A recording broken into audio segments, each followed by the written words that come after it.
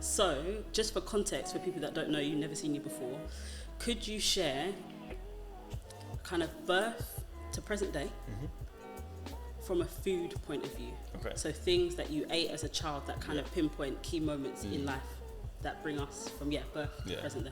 Okay, so I guess growing up in a Ghanaian household, I'm Ghanaian, so I obviously ate what my mum basically gave me. So that was, a lot of meat, fufu, plantain, yam, all that kind of stuff. Pretty healthy actually, but just a lot of meat. And then I guess when I got into my teens and I was involved in sport in school and playing semi-pro football and tennis and a lot of like different athletic endeavors. Yeah. The thing was like, I need meat for protein, I need milk for calcium. So then my meat consumption was just started dialing it up. It was multiple eggs in the morning, protein shakes, chicken, fish, just like in the morning. Not all in the morning, but across the day. But in the morning, like multiple eggs, oats, protein shake. Just I was obsessed with protein, as many people who are involved in training and sport are. And is that that's the narrative in that space? Yeah, exactly. You need as much protein as you can get. And so this kind of continued sort of into my teens, into my mid-20s.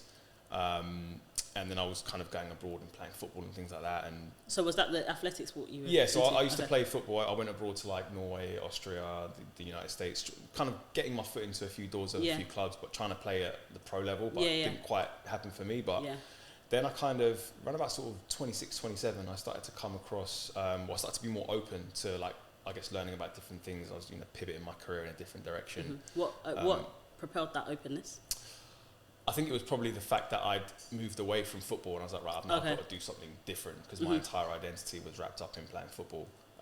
So I then came across a documentary which my sister mentioned to me called What the Health on Netflix. Heard of it. And this is kind of where like the dietary thing just shifted completely. So I watched that documentary, and it's interesting because I actually don't advise many people to change their diet based on the documentary because they can be quite biased and they've obviously got an agenda. But I guess with me, when I watched it, it flicked a switch in some way, and I was like, right, I need to change everything. So I changed from a very, very meat-heavy, dairy-heavy diet to plant-based overnight. The next question was, how quick did that change Overnight. happen? As in, you was eating meat today? As I was watching it, I was eating a prawn dish, which was amazing, and then that was it. That was the last animal product that I ate, and that was in August 2017. Mad. So then I kind of went on a journey of, because I wanted to still optimize it for health, performance, training, train in the gym, keep fit and that kind of stuff. So then I had to realize that, all right, now I've got to kind of like dive into research to make sure I can optimize it, which is why I think, as I mentioned, where I don't advise a lot of people to watch documentaries and change their diet. Maybe people won't go as deep into the research as I did. So I was reading books. Do you find it was a rabbit hole? Yeah, big rabbit hole. So watching a lot of documentaries or other documentaries, watching other like doctors and other pioneers in the plant-based space, reading books, listening to podcasts, and of course like just experimenting and doing it myself. So at the start it was a lot of like falafel, a lot of beans, a lot of like some of the foods that I did eat while I was eating meat, so like lentils and quinoa and rice and sweet potato and broccoli. But it wasn't a very diverse diet beforehand. But then when I started to eat more plants, it started to just kind of diversify. So I was eating a lot of different foods. And after like 2 weeks, I started noticing some incredible benefits. Like my sleep was so much better. I was sleeping. Better. So I would get like 8 hours sleep typically beforehand, but I would still feel tired and I would be hitting snooze every time. Like I just struggled to wake up. But when I shifted to plant-based diet, I was sleeping a lot deeper and just literally jumping out of bed in the morning. Wow. So much energy. I need that. A lot of clarity of thought as well. My mind just felt a lot clearer. I can't really explain. And again, I guess these are all anecdotal to me, but a lot of people that are in the plant-based space and have shifted to a plant-based diet have experienced some similar benefits. So and then I think it was again just continuing to learn like what nutrients I need to focus on. Certain things like increasing the food volume because if you take meat off your plate, you're going to be taking a lot of calories away. So you need to increase your food volume to make sure you don't have a calorie deficit. Exactly, an unwanted calorie deficit. So it was just a really like interesting experience. And then I think after about sort of 6 months to a year, I started just sharing some of my learnings and my experience on social media, like some of the recipes, some of the information that I was learning, and just kind of putting a lot of infographics out there, a lot of like simple recipes, and just kind of sharing my overall experience. And I wasn't really someone who was very much into social media. I didn't really like it all that much. What did you use your socials for before transitioning into? I didn't really have a social. So I think I got into Instagram maybe like 27, around about that same time, 2017. Was just putting a few bits here or there. Like, I think after the football career, I pivoted away from that. I wanted to go into, I didn't even know what I wanted to do, so I was like, oh, maybe I should do a bit of modelling. So I did like a few like modelling shoots, and I was putting it on there. But that wasn't really me. Like, I just didn't really feel like I had much of a connection with that. So my Instagram was quite dormant, and then it kind of pivoted into this, and I started sharing my experience, and people started just becoming quite interested in what I was doing and the kind of recipes that I was putting out, the information that I was sharing. And then I wanted to just kind of grow the community that way, really, and just continuing sharing my experience and, you know, educating people as to, if you want to do a plant-based diet, here's how you can do it in a healthy way. Here are the nutrients you need to focus on. Here are things that you need to look out for, like increasing calories and, you know, making sure you stick to whole foods.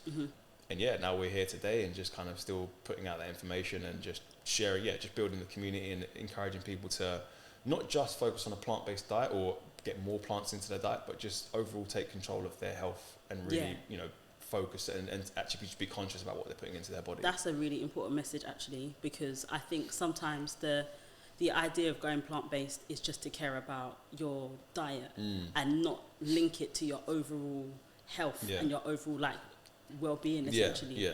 Taking it back a few steps with regards to the recipes, have you always been someone that enjoys cooking, or that something that came as a result? Exactly. So that's something that came as a result. I wasn't much of a cook at all. It was like the most adventurous I'd go was like, you know, grilling some chicken breast and adding sweet potato and broccoli, like the typical gym diet. You know, getting all your complex carbohydrates and your protein.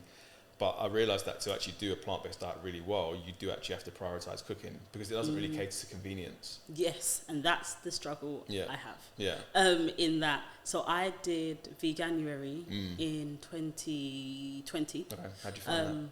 Yeah, I thought it was amazing. The thing that I was apprehensive about is because I've got a very, very sweet tooth. Right. And so I thought I still want to be able to satisfy that doing Veganuary. And I was able to. That's when I discovered Oatly. And they have a chocolate milk which tastes insane. I also started opting for like vegan ice cream, strawberries as a sweet treat as well. But that is the thing I mainly noticed, that you have to have time. Not have to have time, because I think we all have time. You have to make time you have to make time for your health. Yeah, you do. You have to make time for your 100%. Health. 100%. You really do, and I think that's something that I feel very passionate about, because I don't like seeing people get to a point in their life where, you know, maybe there's like a diagnosis of some sort, or there's like they reach at a point where it's then actually really hard to change your lifestyle. You know, if you get to a point where you're feeling all right, but you could do a bit more, then that's the perfect time to go and do it, because then you move yourself into a more preventative state of health, where you're like, the way I see it is I want to eat to prevent or have a better chance of reducing my risk of chronic disease. I'm not going to bulletproof myself, because chronic disease can come for anyone. And I think that's also the messaging around going plant-based as well, that it like stops you from having any illness. That's and like you won't get COVID. Have you had COVID? I had it, but it was very, very mild. Okay, because that's another thing. I actually, interestingly, apart from you now, didn't hear of anyone that was plant-based or vegan that got COVID. And that was an interesting analysis for me, because I thought, one, there's a wider narrative around that in terms of when we went shopping, the fruit aisle was still full, but the sweet aisle was gone. But I think there was something in that, like actually the messaging around preventing or like subsidizing the symptoms of illness is actually what plant-based diet does, more so than like combating it completely. Well, I think there's obviously like there's a narrative that if you go plant-based, you're not gonna get this, or that's not necessarily true. Yes, if you do it well, you're gonna increase the amount of antioxidants you get into your diet, phytochemicals and all these beneficial compounds, fiber that can help to increase your, bolster your immune system essentially. You can still get ill, you can still it's not a magic bullet, basically, put it that way, where some people believe that it is. It's not a magic bullet, but it's a very, very healthy way to eat. But you've also got to remember that there are other lifestyle factors, how you sleep, how you train, how you manage your stress, all these types of things that contribute to how well or how well you're going to cope if an illness comes, or whether you can kind of combat those things. So that's interesting. I actually want to pick up on something you just said there, managing your stress. Can you expand on that and what that actually looks like? Because I think everyone's got different coping mechanisms, and I think for the most part we all think we're probably doing quite a good job at like masking things. From your perspective, what does managing your stress look like from a plant-based point of view? So I mean, I think the way being conscious of what I put into my body is probably for me one of the best ways to take responsibility for my health. And in terms of how I manage my stress, I guess, I mean, there are other areas that I look into. So training is a very important one for me, because look, we all have varying levels of stress in our lives. You know what I mean? I actually think when I'm stressed, dialing in my nutrition even more is a better thing to do, because when you're stressed, you might want to just, take it easy and go for the cheesecake or the, vegan apple crumble or the ice cream or whatever. But I feel that whilst it can maybe help in the short term and you can get that, that short dopamine response from something that's really nice tasting, I actually think dialing in my nutrition even more is really, really important. I've had some personal stuff that I'd gone through last year, and I think dialing my nutrition in and getting back into my routine, getting my healthy eating right, getting my diet right, going for walks, those really, really helped. So I'd say it's maybe not necessarily from a plant-based standpoint. It could be from just an overall health and wellness and eating standpoint, and that could be all plants, or it could be mostly plants. But I feel like making sure that you dial that in and focus on that and be specific with that going through times of stress can be really beneficial. Yeah, do you know what? I agree with you. I found that I had a shift in my life when I used to emotionally eat. I would it's very common. But emotionally eat on both sides of emotion. So if something happens that's really amazing, I'm gonna have this celebrate. I'm gonna have the best thing. If something happens that's really not great, I'm gonna also do that. I'm a foodie as well, so like there's not really a time in the day I'm not hungry. But I remember one day in particular, I was feeling like an internal. I wouldn't say it was a battle, but it was like just an internal conflict of some sort. I actually can't remember what it was, but I distinctly remember thinking, do you know what, I'm going to go to the gym. And from that day, don't get me wrong, I don't now always resort to exercise and walking and dialing in my like more healthy options of food, but it's definitely much less of the eat sweet treats as a result. And I think there's something extremely powerful at like tapping into journeying to being your best self 100%. When things are not great 100%. Or on either side of the spectrum, because as you said, it is a temporary fix. It tastes lovely and it's still an option, but I think the power that I felt that day when I shifted my mind from, you know what, let me just go to Krispy Kreme and instead went to the gym and like ran on the treadmill. It's empowering. It's so empowering, and for me, gym is empowering and exercise is empowering in itself. I now have shifted into also not going to the gym just for the aesthetic benefit, and then the empowerment. It's now like heavily about how I feel afterwards, and the aesthetic benefit is really just a bonus. It's a bonus, exactly. Yeah, it's really it's a very good point and a good way of seeing that. It's empowering, and as you say, like when you focus on those external kind of stimuli, whether it's the Krispy Kreme or something else, that can provide very, very short-term kind of relief, but it's not going to be beneficial long-term. Going to the gym, that's a conscious decision that you made internally. So when you make that internal decision and then you see the external rewards and how you feel and, dopamine and all those kind of different neurotransmitters and how they kind of increase in your body, that is really, really powerful. So yeah, it's definitely something that I see there for sure. For sure. In terms of, I know we touched a little bit on some of the somewhat misconceptions of going plant-based. Are there any others that when people are talking to you about going plant-based or even vegan, because I know there's a difference between the two, what are some of the main misconceptions about it in your experience? So one of the main ones is that people believe that automatically if you go vegan, that's going to be healthy. But that's not always the case. As you mentioned, there is a difference between going plant-based, a whole food plant-based, and being vegan. Like, I could be vegan, but I could be eating Oreos, drinking Coca-Cola, eating, potato chips, crisps, all that kind of stuff. All these foods that may not have any animal products present, but they're not really, they're devoid of nutrition, really. So it's not always healthy. You know what I mean? I think in, this explosion of a lot of these vegan meat products as well that are coming out, the Beyond Meat, the Impossible Burgers, whilst they can be a useful kind of bridge if people want to transition, some people want to transition. I think that's the language, the bridge. But in the long term, are those foods health promoting? Not really. Do you know what I mean? It might be quite difficult. Like the way I did it, I completely changed the entire way that I ate. So I didn't look for any replacements. I wasn't looking for replacement chicken or replacement eggs. I was then going for like just eating oats with nuts, fruits and seeds in the morning, like lentils and different foods like that. So focusing on a plant-based diet is where you're going to get the health benefits. And then the other big misconception is protein. Everyone thinks that meat equals protein, and that's what we've been marketed to for, however long. And that's one of the reasons why I remember someone mentioned to me about going vegan in like 2013. And I was like, no, there's no way I could do that. Where am I going to get my protein? And I actually said, I will literally waste away. Because I was so like rooted in the idea that you can only get meat, or you can only get protein from meat. But then when I came across What the Health, and then I started doing my research, and you're just shocked, like beans, lentils, chickpeas, tempeh, tofu, making sure those are organic as well, edamame, hemp seeds, like quinoa, buckwheat, all these whole foods that have protein in them.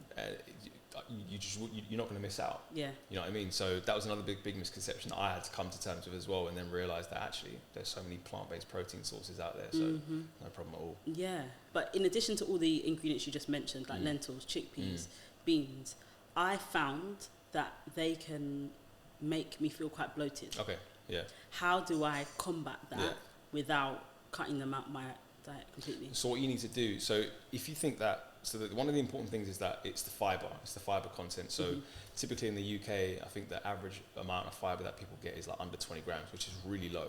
Like What's that in a... Could you give me something that maybe weighs 20 grams an apple? So 20 grams of fibre, I mean, you probably have I think there's like 6 or 7 grams of fibre in an apple. Okay. So people are barely eating any fruits, vegetables, whole grains, legumes. Like on average in the UK, of course you're going to have like varying levels and whatnot.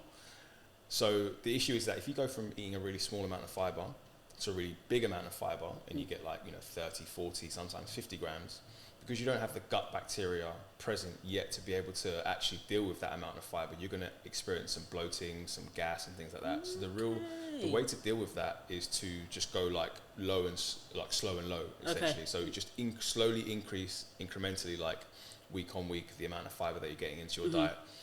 And also things like drinking plenty of water, peppermint tea is good for bloating, ginger tea helps with digestion. Lovely. Potentially ticking these off in my brain. Exactly. I'm doing this. Potentially exploring a probiotic. You may not necessarily need to do that, but you can get as much probiotic fibre from a range of different plant foods. But again, it's just about going slow and just slowly increasing that amount of fibre as you go along. That's really interesting. And as I said, I'm kind of ticking off these things because I also do these things. Yeah. But that links me to gut health. And I feel like this is one of the spaces that there's more information coming out about, but it was really not spoken about in terms of the importance of gut health for overall health. Could you share a little bit about that from your point of view? Yeah, so I think one of the things that we're now seeing is that to optimize gut health, getting a real good diversity of plants into your diet is the key. So getting loads of different plant foods. And I think, if you're aiming for at least 30 to 40 different plants a week, including herbs and spices, you're going to get because every single plant food has got its own specific fiber and probiotic strain. So that's going to then you eat those. You're going to then feed the bacteria that's already in your gut, but then also populate your gut with some really good bacteria. So for example, fermented foods are really, really good to populate your gut with live cultures. So things like sauerkraut, kimchi, even injera, teff, that's a fermented food. Miso, tempeh. These are all foods that essentially have live cultures, and that when you eat those, you actually increase the amount of beneficial bacteria that's in your gut. And we're also seeing, I think there was a study that I read the other day looking at the different types of strains of bacteria in your gut and how they link to your mental health as well. Because our gut is intrinsically tied with our brain. Yeah. So if and that's why I think, a lot of these cases of mental health situations like depression and things like that, anxiety, they really should be looking at how a person is eating. And of course that's not going to be the be-all, and that's not going to be the number one fix. Of course, it's multifactorial. There was another paper that I looked at. I did something about social media on social media where it looked at the type of diet that actually lends itself to really good outcomes with depression. So a really anti-inflammatory diet, one that's got lots of fruits, vegetables, whole grains, omega-3s, either from fish or a supplement. So it's going more towards the plants is really where you're going to get value in terms of your gut health, and then that has a huge impact on your mental health further down the line as well. Yeah, that's powerful, and that's a nice segue into my next point. There's definitely an obvious link to me between mental, emotional, and physical health, and how all three of those link into our diet. In a blog post that you published, you talked about 7 benefits of going plant-based, and one of them was an increase in consciousness. And an understanding for compassion. Of the 7, those 2 really stood out to me. Let's start from the bottom. In terms of, and increased compassion, how have you found going plant-based has made you more compassionate? Compassionate to the world, compassionate to others, compassionate to yourself, all three? I'd say it's all three, yeah. But I think the main one is, I guess, compassion for like all other life forms on this planet. Yeah. So like before, you wouldn't have that connection between like, I didn't go plant-based for like the ethical reasons, but then that you start to form that understanding of like, actually, this piece of chicken that was on my plate was actually a living being beforehand. So, and again, I'm not someone who's going to be judgmental to anyone for if they eat chicken or they eat meat or whatever. Like, you know, everyone's on their own path. Do I think everyone has to go vegan? Probably not. I don't think it's possible for the world to go vegan. That's just a very, you know, a wish that's probably not going to come true. But I just started to see, like, so as I said, I live in the Docklands, so I'm a lot by the water and docks and those dock areas, and I'll see like ducks. And I'm just really interested by them. I'm fascinated by them. I'm almost like, what are they thinking? What are they doing? Whereas like maybe people might not have that connection with them, or that awareness that that's actually a living being that just wants to live its life and just walk around. So yeah, it was one of the things I started to just have a bit more of a understanding and compassion for other beings, and I guess for the world around us, and trying to treat it with respect. And you know, looking from a place of sustainability and trying to reduce plastic use and all of these different things that we know are having an impact on our world. So yeah, I definitely think it did have a really big impact in just making me more aware to certain things that I wasn't aware of before. And almost some would say hyper aware. Exactly. Now everything around us, and the area on an increased sense of consciousness. Is this the increased sense of consciousness of your subconscious, or like an increased sense of consciousness of just like the seeing and feeling of what's happening around us as well? I think it's a bit of both. Okay. Because, you know, I think people, you know, our subconscious mind controls most of what we kind of do. I think it's 95% or something like that. So, you know, of course there are still going to be elements that I do where that's just my subconscious. Like, for example, switching a light on I'm not really conscious about it. That's just like, boom, I feel like those things are so interesting to me.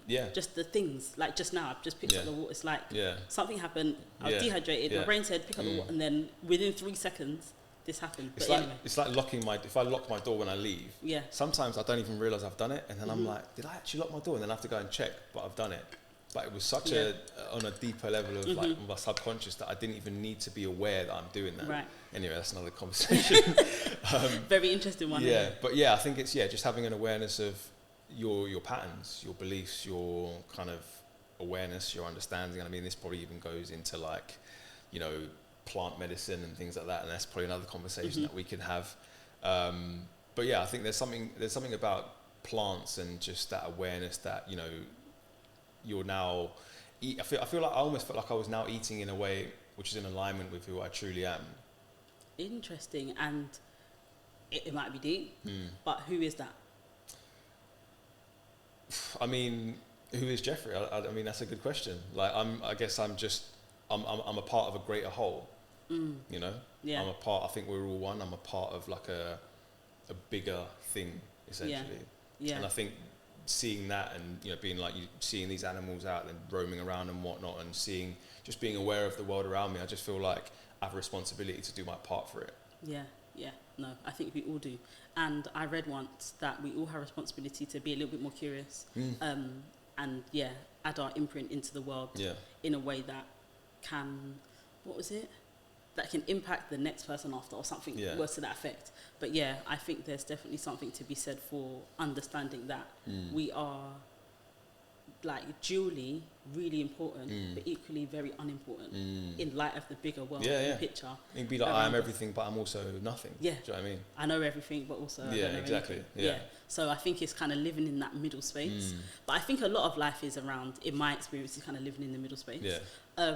I read something on psychological theory called enneagrams. Okay.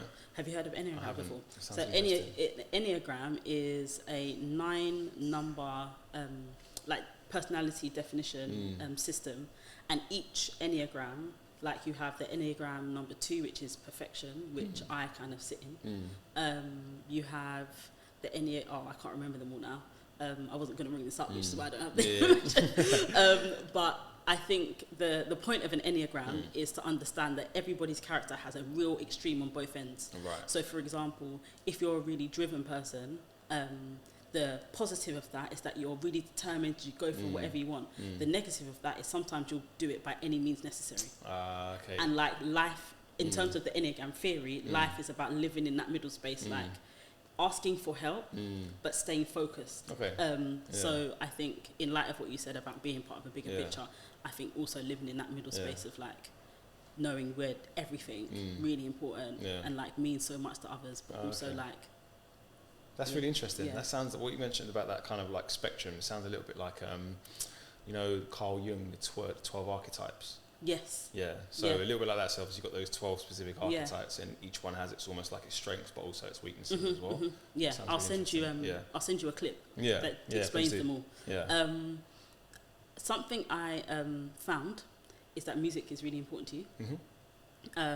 Somebody tweeted, on a scale of 1 to 10, how much you love music? Yeah, that's and like you said 1. One with like loads of zeros. Yeah. So I thought we can make a playlist. And what we're going to do, the playlist is called I'm in a Food Mood. Okay.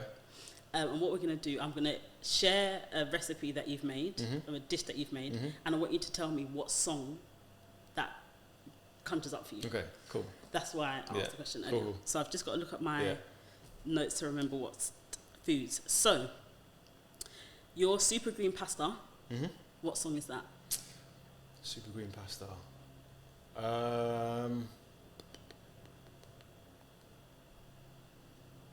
I would say, so there's a song called Running Out of You by Team Astro.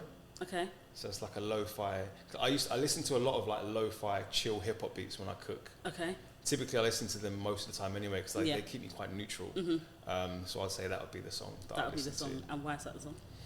Just because it's very chill. Like for me, I feel like cooking is I really enjoy the process of just bringing something from scratch to actually to the end product. But I feel like it's a very cerebral process in that I like using different areas of my brain to just create something. And I like to be very relaxed while I'm doing it. I almost feel like it's quite surgical in a way. Yeah. So I feel like those kind of songs just allow me to just be very neutral and be very level-headed when I actually go and prepare something. So. Do you always enjoy cooking, or sometimes you think, Not like, I mean, of course I'm not someone who wants to be chained to the cooker. Yeah. But I love it. I do love it. Obviously, there are times when like I don't really want to do it, so I'll maybe just try and order something. It might not be as healthy as what I would cook, but I'm consistently cooking most of the time anyway, so I know that I'm getting what I want in terms of my nutritional needs. But yeah, I mean, sometimes sometimes you don't want to cook, you want to just chill. But when I do it, I thoroughly enjoy it, which is really funny because, as I said before, I went plant-based. You couldn't get me to cook. No way. Not interested. Yeah.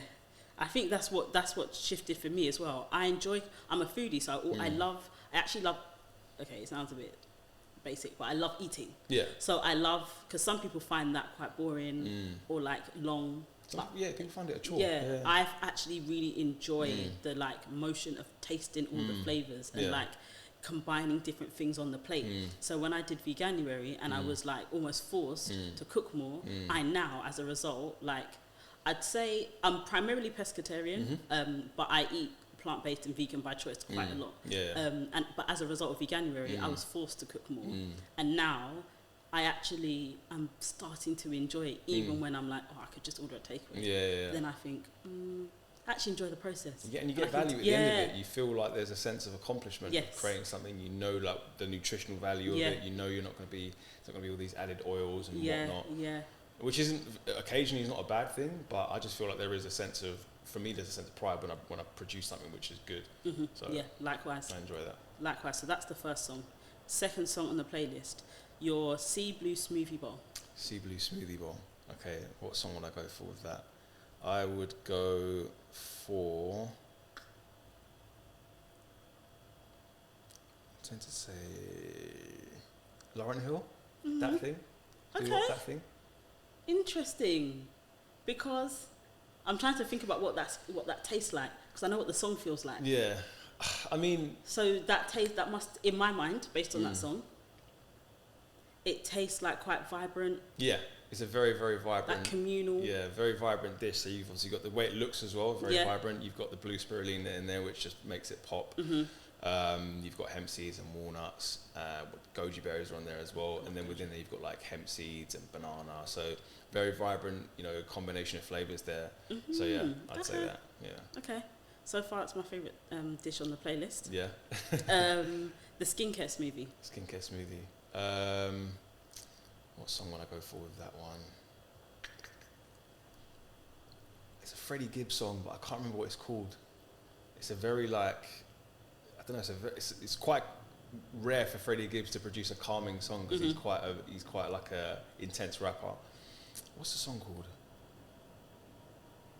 Dear Maria, that's the one. Okay.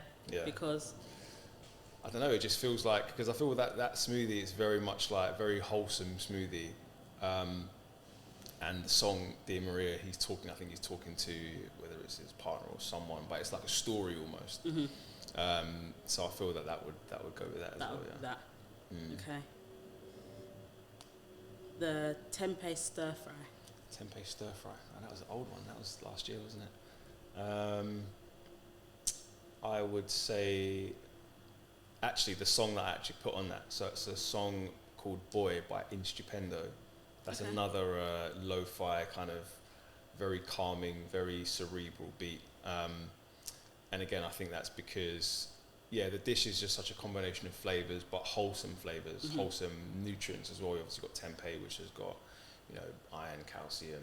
It's fermented as well, which is really healthy. Good source of plant-based protein and fiber.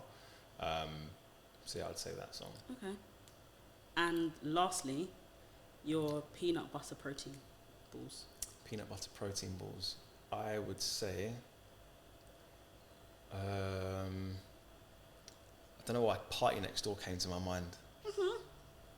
So these are like fun to eat. Yeah, exactly. Okay. I'd say a party. I don't know which one, because a lot of his songs are quite fun, quite lively and good.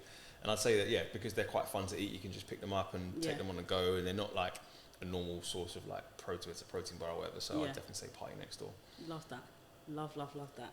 So with a lot of the world, kind of their eyes are now being not fixated, but directed towards the idea of going more plant-based. There's naturally going to be some human resistance. For people that have said, for you, for example, when you said, I could never do that, for me, there was a point where I could never not eat chicken. Yeah. Like, it didn't make sense. Yeah. My grandma's the best cook I know. There's no way I could go to her house and not have chicken. But I transitioned. What do you think are some of the primary human barriers and resistance that we all face to make us not take that next step? Resistance to change. We don't like things to change. This we is like another things podcast. Wow. Yeah, it is. We could do another one. Yeah. We don't like things to change. Yeah. And I understand that. I completely get it. But one of the things we have to realise is that the only constant in life is change. Facts. So you have to realise that actually one of the thing that you might be resisting could be the thing that could potentially open you up to so many more positive things. Absolutely. It could improve your health, it could improve your mindset, it could improve your clarity of thought, it could help you to then inspire others, whether it be in your family or your friends. So big resistance to change. And I think culture, we hold on to culture as well. We believe that meat is a real strong part of our culture, black culture. But having said that, that's not entirely true. Yes, meat was obviously eaten, if we think about back in the day as well. But I think meat consumption only really increased when sort of capitalism and farming practices then came to Africa and the Caribbean, and then that's when meat consumption just went through the roof. Yeah. But if you think about a lot of the plant foods that come from Africa, a lot of ancient grains like teff, sorghum, fonio, millet, amaranth, these are all from Africa, whether it's Ethiopia or Ghana or whatever. And then yam, plantain, black-eyed beans, different greens, other tubers. It's a very plant-rich heritage, the African and Caribbean. You think about the way that they adopt the ITAL lifestyle, very much making sure that you're eating foods that are living. So plenty of plant foods. You've obviously got sea moss and things like that. So it's about really getting towards that. And I think going towards plants isn't actually a detachment from your culture. I think it's actually going more towards leaning into it. So I think there's this idea that we have to eat meat unless you're not Ghanaian or African or whatever, but that's not entirely true. Yeah, and I think that is the main thing, resistance to change. And I would also add resistance to change because of fear. Fear, yeah, 100%. It's all fear. Yeah. And just not knowing what's going to happen. And not even necessarily what's going to happen in our body, but it's just like, it's what's going to happen. How people gonna perceive me. Yeah. It's probably more so with men as well. Okay. Like being a black vegan man probably is quite like alien to most people.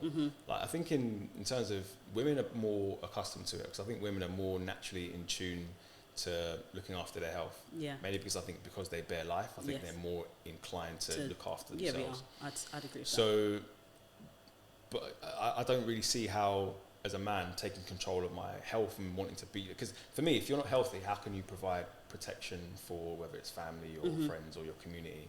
You need to be healthy to do that. Yeah. And finding that way through plant-based nutrition for me is one of the best ways to do that. Yeah. And what for you is like, that aside from going plant-based, what is another healthy decision that you've made recently? Going to bed early. Right. So I feel very seen. I have a love-hate relationship with sleep. Yeah. I love it. Recently, I've been able to sleep much deeper, which is fantastic. But I don't sleep long. I always feel like at 11 o'clock, I can do something. Like I can start a new task at 11:30. And then before I know it, and it's so strange, it's not even every night, but a lot of nights that I stay up late, I always see the time, 1:11. I don't know what that means. Okay, well, maybe it's telling you something. Maybe it's telling me something. The ironic thing about that, actually there's two ironic things.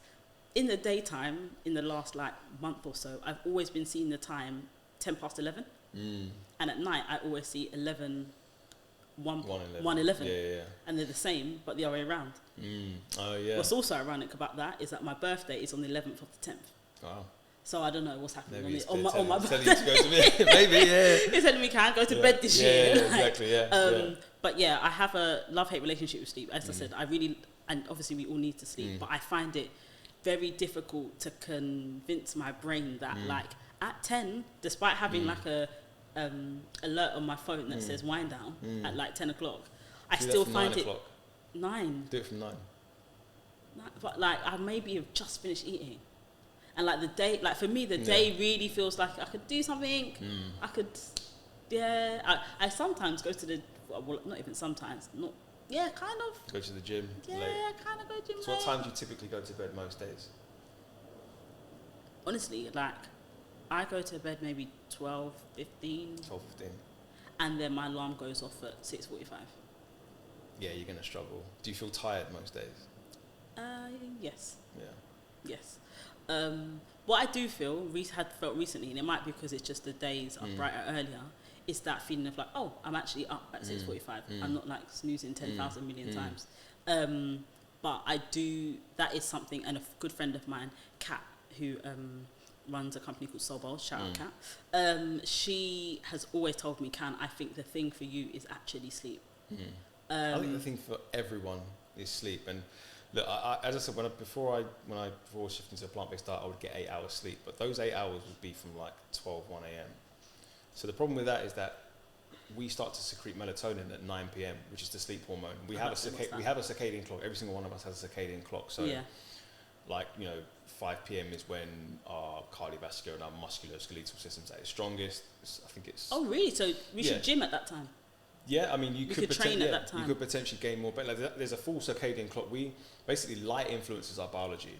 When it's dark, we have certain processes in our body that shut down, and then that start to ramp up. So melatonin production when it's dark, and then when there's light, it stimulates the rise of cortisol, which will allow us to, and a healthy rise in cortisol. Obviously, excess cortisol is unhealthy. Okay. For example, like vitamin A, the nutrient is very important for like skin, hair, immune system, growth of healthy cells.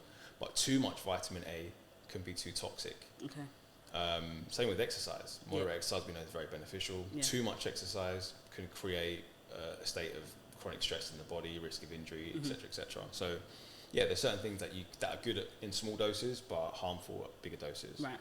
Yeah, that makes sense. So but the main thing here is I've got to get to bed. Going to bed early. So start winding down. So I typically eat. I mean, again, everyone's situation is different in terms of when they finish work and things like that. I would probably tend to eat my last meal of the day around 7:30, 7:38. Okay, maybe watch if I'm doing something in the evening, whether it's a bit of Netflix or chilling or maybe writing an email or whatever. And then from 9:30, that's when I start winding down. I'll start to dim the lights in my house to help with that melatonin production. And then I'll be in bed by like 9:45, and then wind down and try and sleep between 10:30. Latest I'll sleep 11. And is that the case like every day? I know this might even sound childish, but like, is this happens in the week and weekends? Weekends might be a little bit later, maybe 12. I just don't like sleeping late. For me, it's just like I like to go to bed early and wake up early, because when the things that we want to do late, we're not really going to be able to have kind of. I don't think we're going to have full concentration and full kind of awareness to maximize how we're going to do it. So if I want to write an email or something late or go through my emails, I'd rather just go to bed early and do it in the morning. You know, get quality hours of sleep before midnight, because that's a big key. If you get good hours of sleep before midnight, you'll feel very, very fresh the next day. Okay, so I need to start going to bed at 10. 10:30. You go to bed at 10:30, you'll be great. 10:30, 11, and be up by what, 6? Yeah, so that's what, around about 8 hours in total in bed. You might get 7.5 hours of quality sleep. You feel great. Okay, right, that's the challenge. Honestly, I find it so difficult to actually feel like relax unless I genuinely feel tired. You don't have to and I guess that's a separate thing, though, isn't it? Like even with food, like people, I've often heard like, I don't want to eat because I'm not hungry, but it feels like in my mind you need to eat, so you should just eat anyway. This is what I'm saying. And I guess it's the same with sleep. Yeah, exactly. You don't necessarily, like when I start winding down for bed, I'm not necessarily tired, but I'll wind down, I'll like, you know, maybe have some herbal tea, start dimming the lights, get into bed, and then I'll start to feel tired because I'm optimizing that production of melatonin and really like getting that to its proper level. So now we'll start to feel tired, and then when I switch the lights off, I'll be asleep within like 5-10 minutes. Yeah. And okay, I'm on it. Early. 10:30. I'm on it. I need to change that. And I'm on it. get that this goes off at 10:30, like to wind down. So it needs to go off at 9:30. Well, 9 or 9:30. 9 to wind down.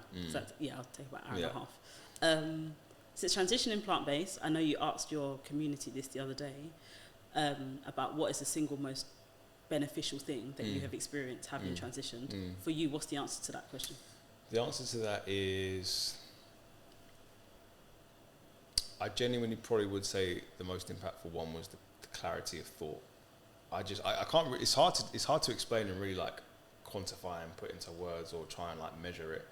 But I just felt like I just had an awareness and a clarity of things, and that kind of like then moves forward into other areas of your life. You want to start to see, okay, where else can I optimize? Can I optimize my sleep? Can I optimize my daily habits?